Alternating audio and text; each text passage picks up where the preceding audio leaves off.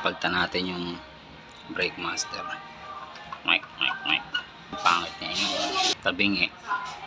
Wala na rin. Tapos natatapon yung brake fluid. So wala nang lumalabas na preno doon. Ay fluid. Hindi na kumakagat yung preno niya. Ngayon, palitan natin. Let's go. So ito ay binili ko lang sa Shopee.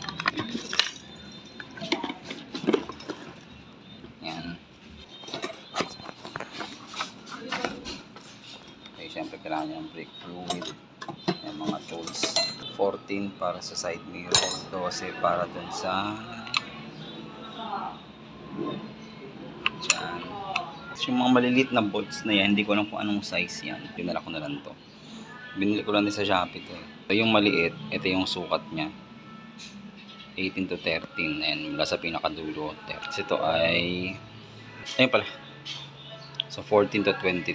Ayan, sa pinaglalagay tayo ng basahan kasi nakakatanggal ng pintura yung brake fluid.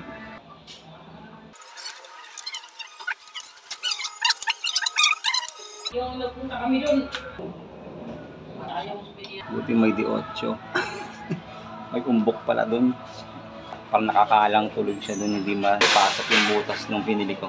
So ito na lang.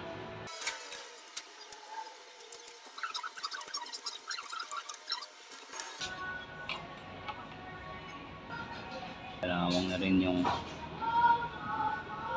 basta pangit na siya.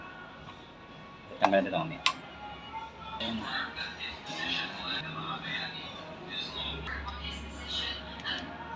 Yung mga bolts ang bago. Maganda din siya yun. Nakapintura pa. Ayan. Sa mga washer. Ayan nga pala.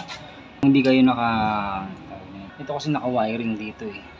Pero kung wala kayong mga wiring na ganyan, kadalasan meron siya ditong ayan o, relay yan para sa brake light. Huwag yung kakalimutan isaksak ulit yan kung magkakabit kayo. Tapos tanggalin nyo pag babaklasin nyo. Ayan, pang brake light to.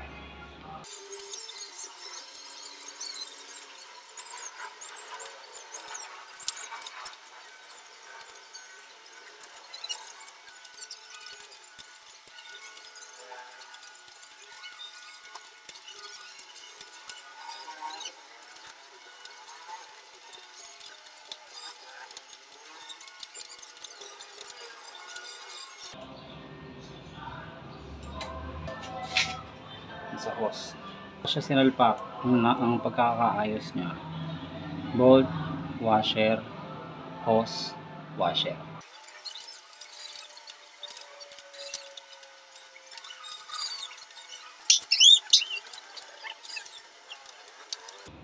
Ang aking madaldal. So ayan, kabit na. Lagyan natin ng fluid.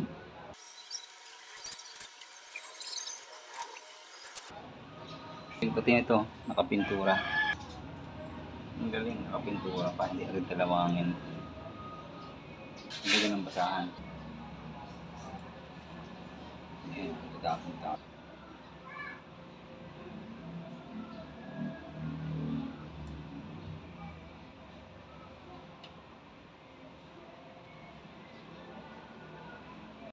A few moments later.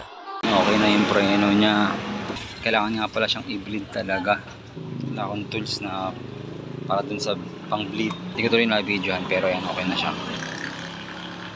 Ayan, malakas na yung preno. Kasi yung binili ko sa Shopee, para lang pala sa mga flat surface. Pag may mga gantong umbok, hindi siya kakagat. Kailangan ko nung maliit na may parang nakaganon siya, nakabalik. Para pang sungkit. Ayan, pero okay na to.